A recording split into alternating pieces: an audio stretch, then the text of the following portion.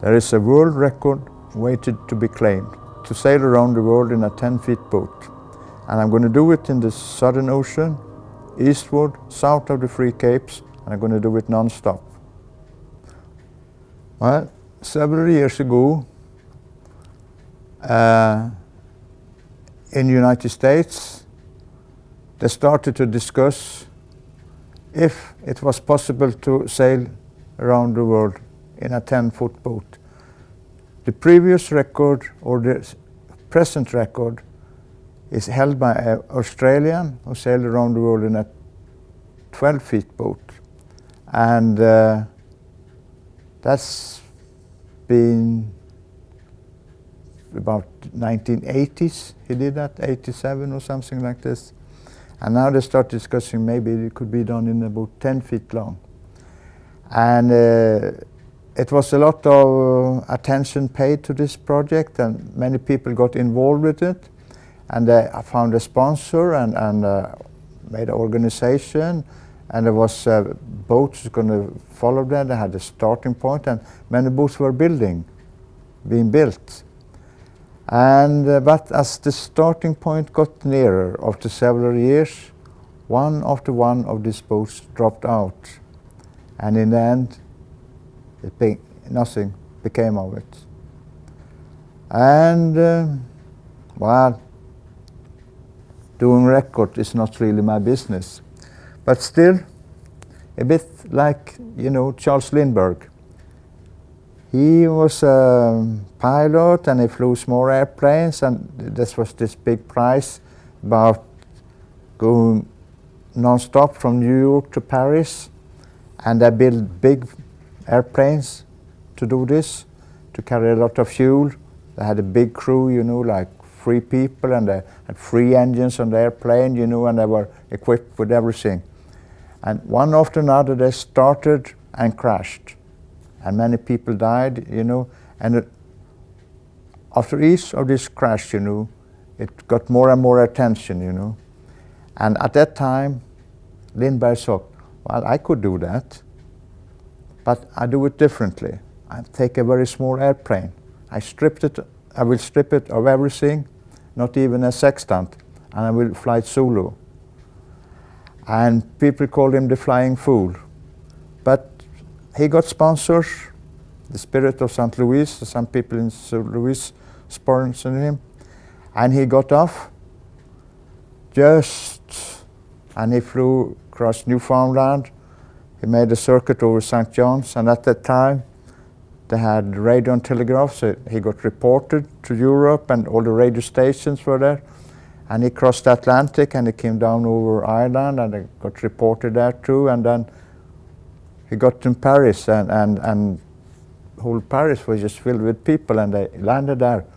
And that was the last time anyone called him the flying fool.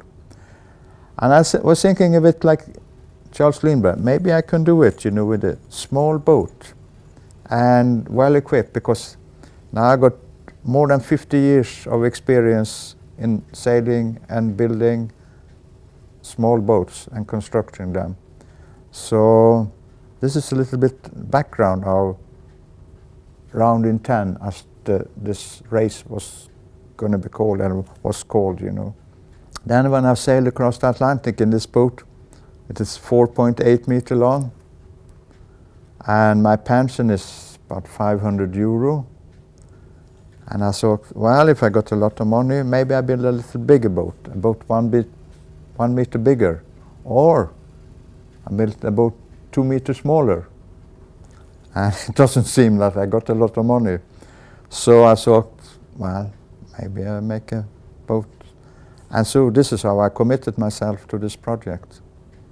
This original race was going to start in the Bahamas, go through Panama, and Pacific Islands, Cape Town, and come back to Bahamas. But, you know, I don't really like to break a voyage up into many small parts. So I thought, I'm going to start somewhere in the south, and I'm going to sail eastwards in the roaring 40s, screaming 50s, and these areas. I kind of like that weather better, even if it's more stormy. But you know, you are not, you're not like fenced in. It's like this big, wide open spaces. In fact, down near Cape Horn, it's just water all around the world. You know, you can sail east around the world, you know, and you come back to the same place, just 90 degrees east all the time, you know, until you get around the world. First I thought that maybe I could do it in 2 parts. But I then did some more calculation, and I thought, well, maybe if I can give the boat enough displacement, I could get maybe 400 kilo food in it, 100 kilo books, and like the brain takes 20% of the energy, and you know, 100 kilo books, that's for the brain. That's 20% of this 500 kilo payload. So, well, I tried to make it non-stop. And that's really a big challenge, and no one has ever even been getting close to something similar. And most people I tell this to say, well, it's going to be impossible. But that's the interesting part, you know. When you got a goal seems to be impossible. Like Kenny said, we're going to put the man on the moon, you know, before this decade is over. And he said, it's not because it's easy, but because it's difficult. And there's nothing I like more than solving problems. And there's going to be a lot of big problems all the time, you know. It's not going to be easy, but it's not why I'm going to do it. To do it because it's difficult. So that's the challenge, and that's the commitment. This is the boat I crossed the Atlantic with recently. I sailed from Ireland to Martinique. It's 4.8 meters, 15 feet long. Now I'm going to make another one, nearly only half the size, 3 meters or 10 feet for the rounding 10. It's here. So it's not much left, but that's the challenge.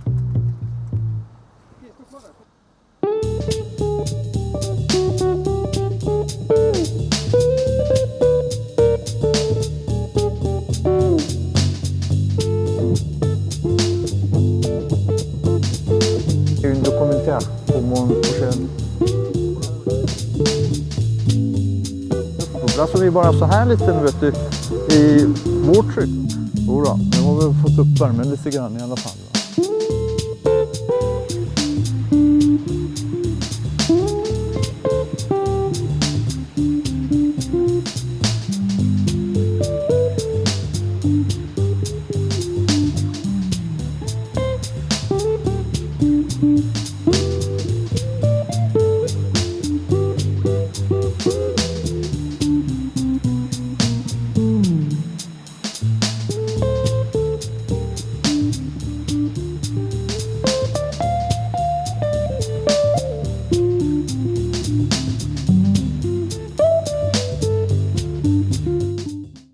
First, I calculate how much food, water, books, and other equipment I need, and then I design the boat around that. And then, of course, can such a heavy boat, being so short, be able to sail? And of course, no one thinks it's possible, because no boat ever been close to that. So what I did, I started with a 1-20 model, and I test sailed it here in the Sicily with just a small sail to see 2 things. Would it be directional stable, and would that small sail area drive it at a good speed? And the answer was possible. So now I know that, so now I scale it up. So that's the answer, you know. You start with the question how much food, water and things you need, and then you build a boat around that. 1 kilo a day and a bit extra, so that'd be 400 kilo, and 100 kilo books for the mental, you know, need, and some water, you know, maybe 80 or 100 kilo. So that's about 600 kilos. So the final displacement, the boat has to be heavy built, you know, it has to be very rugged. And to withstand all the capsizes and all the storms, and you know, you have to count with about 2-3 depressions a week for a year, and that's going to be very heavy on the equipment. So it has to be very strong, and the boat has to be able to turn around a lot of time and have also spare parts and tools and to fix things. And what kind of food I will bring along? Well, I will have a lot of muesli, that is oats and dried berries and nuts and things like that to make muesli from. And then I will have tinned fish food like sardines and mackerel and squids and tuna fish and some bread, like this German black rye bread, and mostly that, you know. So it's going to be very much the same, you know, every day. This is the model in the scale 1:8. It's outside everything has done before, and because of that I have to make a model. I'm here. This axis is 15 centimeter above the waterline, and the center of gravity is even higher, as you can see. And that's good, because you shouldn't be too optimistic when you test things like this. And it's got a very full form, because it has to have a lot of displacement, a lot of volume to get all what I need inside such a short boat as 3 meters.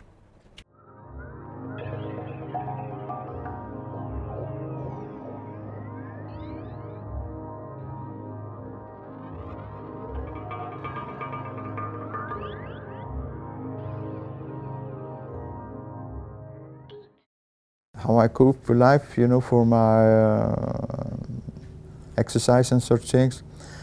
Well, I move around the boat. The boat moves around a bit themselves. It throws me around, you know. That the boat gives me a lot of exercise, 24 hours by 24.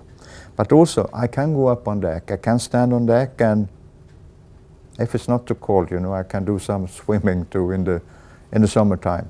I will start in the winter, but in the summertime I might be able to do something. And also I will have a generator. I can crank it with my hands and with my foot. And this muscle and this muscles will get some exercises. Maybe I do that 3 times a day for 10 minutes and get some exercise that way. And that's important, you know, to get the heart beating rapidly, at least 2-3 times a day. Well, my leg muscles will probably, you know, lose about 50% of the size, you know. It's going to take a long time to get them back into shape, you know. But my upper body probably will increase in strength, because all the time I'm going to hold on to something, and and some other muscles, you know, because the boat is moving around. It's, you know, the body is very economical and adapt itself.